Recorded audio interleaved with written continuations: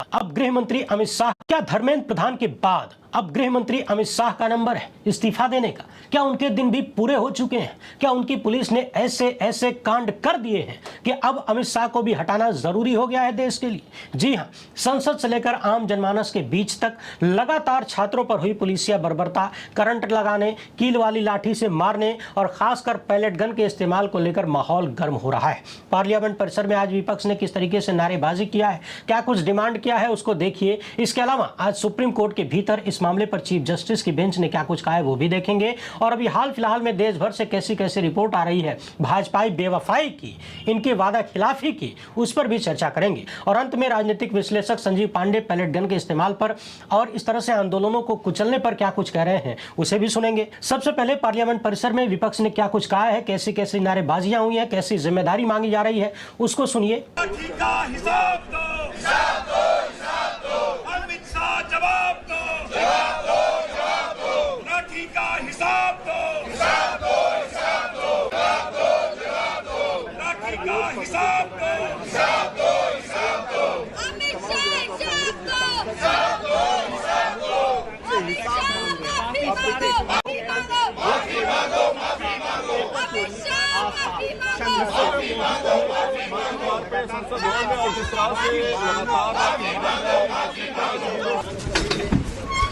Task force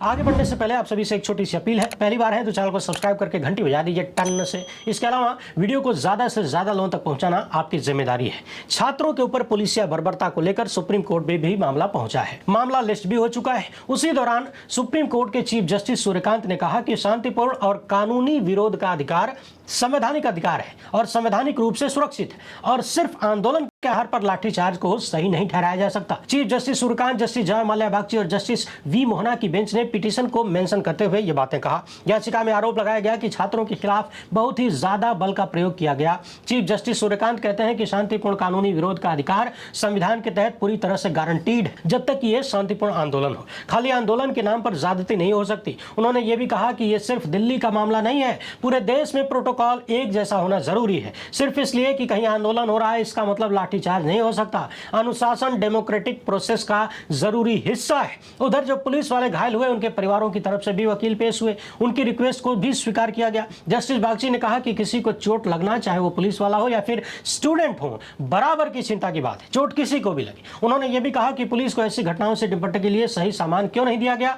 police के पास helmet होना चाहिए था, तमाम व्यवस्थाएं होनी चाहिए थी। अब इस पूरे मामले पर कल सुनवाई होगी, देखते हैं कि आगे क्या निकलता है। क्योंकि आज सुप्रीम कोर्ट की बेंच ने जो कहा है वो बात तो सबको मालूम है, हमको भी मालूम है। लगातार आपसे बोलते हैं कि हमारे संविधान ने लोकतांत्रिक ढंग से विरोध करने, आंदोलन करने और आवाज उठाने का हक दिया है, अधिकार है हमारा। मगर उस संवैधानिक हक और अधिकार को यानी हमारे संविधान को सुरक्षित रखने की जिम्मेदारी न्यायपालिका की है। और न्यायपालिका के मुखिया की ही कथित अनर्गल टिप्पणियों के कारण कॉकरोच जनता पार्टी अस्तित्व में आई। युवाओं के भीतर गुस्सा पैदा हुआ और ये आंदोलन खड़ा हुआ। हालांकि अब देखना यह बाकी है कि हुजूर जो कह रहे हैं आगे इन लाइनों पर कितनी दूर तक चलते हैं। क्योंकि हाल फिलहाल में इन्होंने आरटीआई कार्यकर्ताओं से लेकर पर्यावरणविदों, खोजी पत्रकारों, मीडिया और सोशल मीडिया के पत्रकारों को लेकर बहुत सारी अनर्गल टिप्पणियां किया है और एक तरह से रंग दिया है। तो कुल मिलाकर बात वही है कि मेंशनिंग के टाइम पे अच्छी अच्छी बातें बोलना और सुनवाई करके कोई ठोस परिणाम निकालना, दोनों में बहुत बड़ा फर्क है।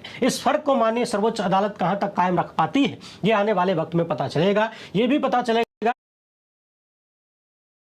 की जांच करके दोषियों पर कार्रवाई भी होती है, जिम्मेदारी और जवाबदेही भी तय होती है, या फिर इसका भी एसआईआर हो जाएगा। ध्यान रहे, एसआईआर का पूरा कांड भी इन्होंने ही होने दिया, साथ ही साथ अपने लोगों को लगा के एसआईआर करवाया, नाम कटवाया। सुप्रीम कोर्ट में दिल्ली के भीतर हुई पुलिसिया कार्रवाई को लेकर बहुत सारी याचिकाएं जा चुकी हैं। अब वहां से आपको कितनी उम्मीद है, कितनी उम्मीद कर सकते हैं, ये आप लोग खुद सोच लीजिएगा। इस मामले पर यूपी के पूर्व मुख्यमंत्री क्या कुछ कर रहे हैं जरा सुनिए। इसके बाद देखते हैं कि देश भर से कैसी चौंकाने वाली रिपोर्ट सामने आ रही है। विपक्ष एक है और अभी विपक्ष के दलों की बैठक है इंडिया गठबंधन